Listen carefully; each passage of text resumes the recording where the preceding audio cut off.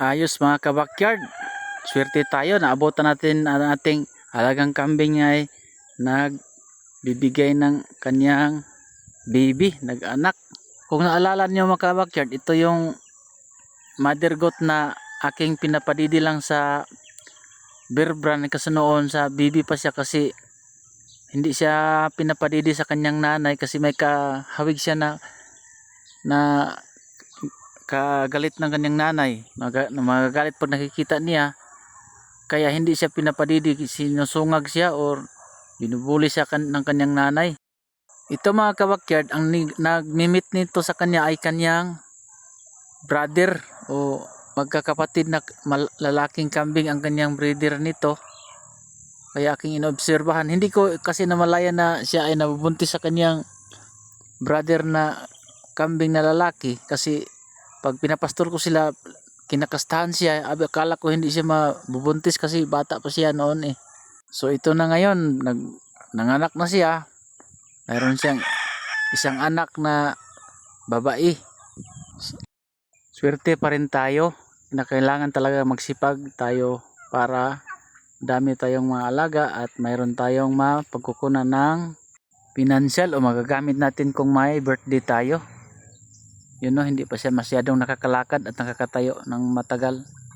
Ano kasi ang kambing dito sa amin, malakas ang bintahan at medyo nakikilala na tayo na may alaga tayong kambing. At ang king mga barako na magkakapatid ng aking mga inahin dito, akin ang binibinta, ang iba ay kinakatay ko. Para naman mapusla natin o magamit natin. Iba talaga pag may alaga tayo, galing tayo sa trabaho, medyo pagod tayo pero okay lang, nakakatanggal stress. At ngayon ay nag-harvest tayo ng ating avocado kasi mahal ang bintahan. Ngayon na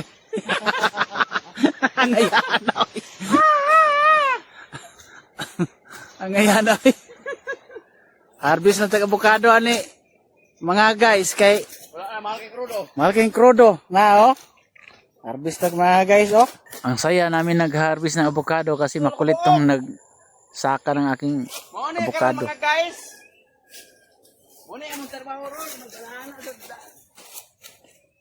Hi guys, pudya. Hello. Ano mga avocado ron, itong balibag na dalan, sunod kay mahal krudo. Oh, tamling na oh. Diba?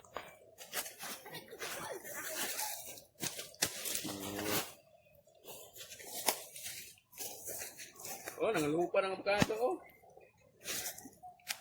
Di ba bunog ba? Daruhan ba? May sukli talaga ang ating pagsisipag kasi ngayon ay nagbubunga ng ating mga tinanim noon. Nakala ko hindi mapuslan o walang silbi. Ngayon ay nag-harvest na ako ng avocado.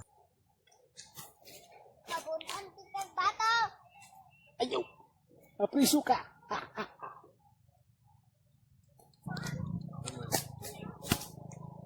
Ito, ang sarap pa naman i-shake ng prutas na to. Lalo na pag may yelo. Lagyan ng mani at biskit. Ang sarap. May gatas, condense. Masustansya pa.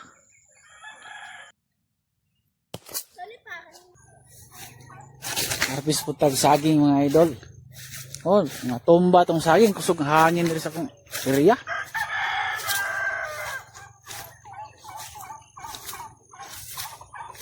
Idol.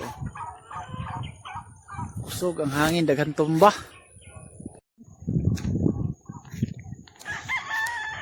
Kapalit na puta o ginamos. Ani? Pangaling pa. Dito ang lakas ng hangin, daming natumba. Ngayon, mag-replace tayo, magtanim tayo ng kahit kunti lang para may maani naman tayo sa susunod na taon. Kahit pa kunti-kunti lang, hindi natin masyadong biglain. So ngayon, may pambili na ako ng bigas at ulam kasi may kita tayo sa ating avocado at saging at siyempre pangbahog ng ating mga alaga, pakain ng ating mga alaga. At ngayong season na summer, mahal ang bintahan ng lakatan ngayon kasi medyo wala masyadong madaming saging ngayon.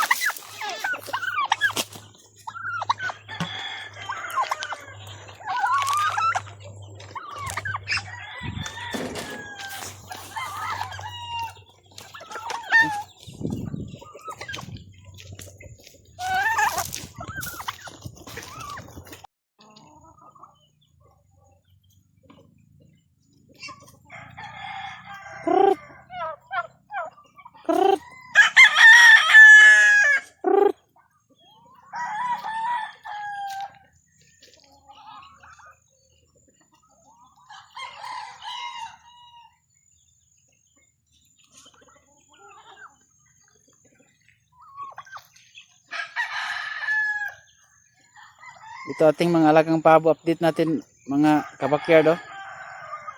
Mahina ang kanilang pangingitlog ngayon kasi ating pagkain ay crack corn lang. Tapos kulang. Tapos mainit dito. Hindi sila masyadong nag-itlog dahil masyadong mainit.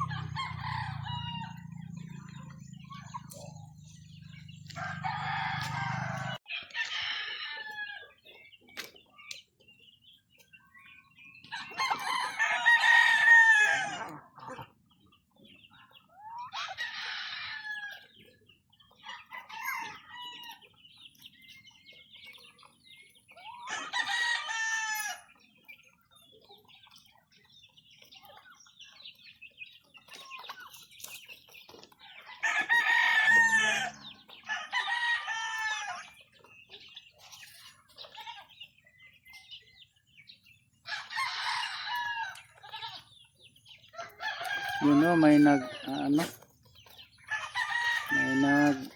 mimik.